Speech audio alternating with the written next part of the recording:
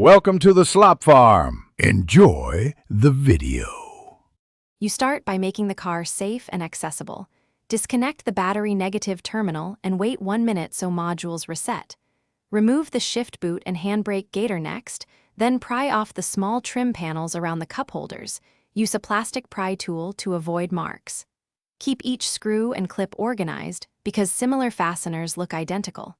Once done, position the seat back and clear debris so you can reach fasteners under the console without strain or losing parts. You now remove the fixed fasteners. Use T20 and T30 torques to unbolt the front and rear console screws and note torque positions for reassembly. Once bolts are out, gently lift the console edges and feel for any hidden clips. Don't force them, pry gently. Tilt the console rearward to expose wiring. You'll see several connectors like the 12V outlet, parking sensor plug, and heated seat leads. Make sure to depress connector tabs before pulling. Label each plug so reconnection is straightforward. You finish by fully lifting the console clear of the gear selector linkage and any HVAC ducts, then set it aside onto a protected cloth to avoid scratching. When reinstalling, reverse the steps, torque bolts to original feel, and reconnect wiring before snapping trim back into place.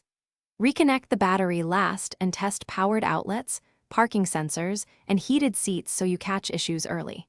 If something doesn't work, check that connectors are fully seated and fuses are intact. Use a multimeter to verify 12V.